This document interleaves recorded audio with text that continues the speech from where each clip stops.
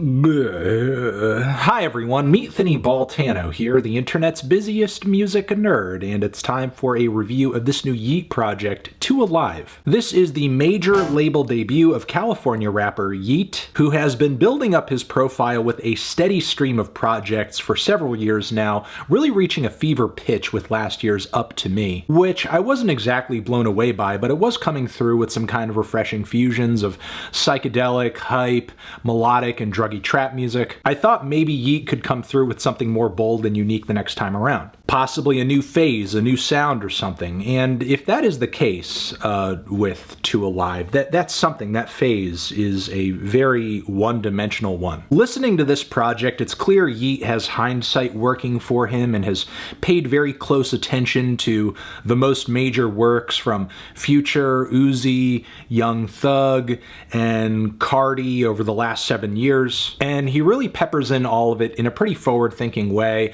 I don't think a record could sound more current than this record does right now. Outside of that, there are some tracks here where Yeat delivers a pretty raw vocal performance and captures a vibe too, but I think this record's strong points kind of end there. Cause truth be told, Yeat's vocal range is pretty limited. You're not going to catch too many impressive melodic runs on this thing. In addition to that, he's a pretty poor writer and improviser. There are very few choruses or standout choruses on this project, so much of the time we are relying purely on Yeat's raw energy to keep these tracks interesting. The song Never Again, for example, feels very lightning in a bottle. At one point, it doesn't sound like Yeat is rapping as much as he's angrily rambling over the beat with all these ad-libs flying at me and distorted fuzzy synths laced into the beat. There are some passages of GEEK that give off a similar energy that I enjoy too. And lyrically on the song Just Better, Yeat flaunts his growing success, his addictions, and even his waning mental health with the same energy. Also, shout out to the song ROLLIN, where I think he drops some of his most ridiculous one-liners and similes. Osama bin Laden, my bro. Man, pouring one out for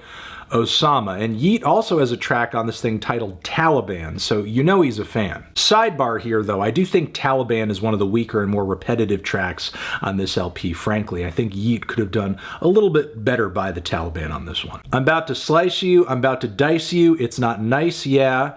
Put you inside of a bag, then fill it with rice, sitting at the lights. Man, just make me into a meal. My fans, just like a cult, they read my Bible. I have dealt with some Yeat fans so far, and that is most definitely the case. Also, the lice line on this track too is weird as hell, but also kind of clever too. There are some strange and unpredictable highlights on this thing for sure, but there are just as many tracks on this project that are straight uneventful. Little to nothing happens over a very mediocre beat, like Rack's Got Me With Gunna or Outside featuring Young Thug, where there's a somewhat cheery and weird melody to this one that I don't care for too much. Narcotics too. How is this song 4 minutes? It's so damn mind-numbing. If not for the Young KO feature on the back end, this one would be pointless. There are 20 whole-ass tracks on this thing, which just goes to show that Yeat has, like, no ability to edit himself at all, as there are songs on this thing where he honestly gives a pretty awful vocal performance, like on Real 6, for example, where he is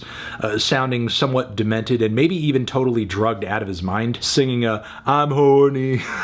I need you to lick all on me. Like, there are just so many moments on this thing where Yeat is clearly paling in comparison to his very obvious trap influences. The song Jump, for example, is a pretty desperate attempt at getting somewhere near the unique range and elasticity vocally of a Young Thug, but it's just not there. And honestly, I don't have enough fingers to count the number of beats and flows that feel like they could have been borrowed from the past couple of Cardi records. The song Geek High with Ken Carson just sounds like a competition to see who listened to Die Lit more, Ken or Yeat.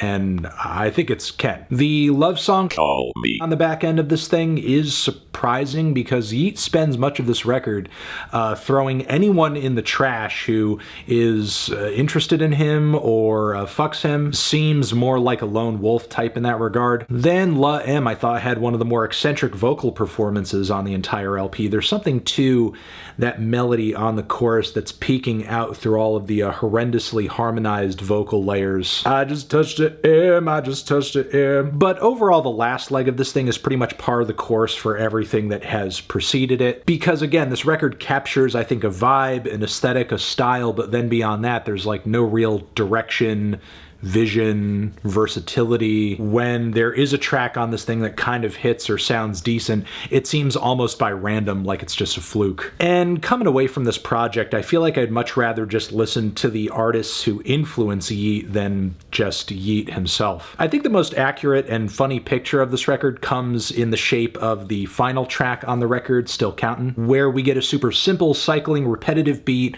wild ad-libs, flows that feel like auto-tuned rants, burning synth leads, a lot of slang, a lot of Tonka name drops, and honest to God, the final bars of this song, I ain't trying to hear your music, turn it off, that shit some trash. Which I wouldn't come on here and tell you that I think Yeat's music is trash, total trash, utter trash. I don't actually think that, but I think it is very funny for him to make that assessment of somebody else's music, because I'm sort of wondering, like, what would trash music to Yeat be? One wonders. It boggles the mind. But what I can say definitively right here is that this project, I'm feeling a strong 3 to a light 4 on this one. Yeah. Transition. Have you given this record a listen? Did you love it? Did you hate it? What would you rate it? You're the best, you're the best. What should I review next? Hit the like if you like. Please subscribe and please don't cry. Hit the bell as well. Over here next to my head, it's another video that you could check out. Hit that up or the link to subscribe to the channel. Anthony Fantano, Yeat forever.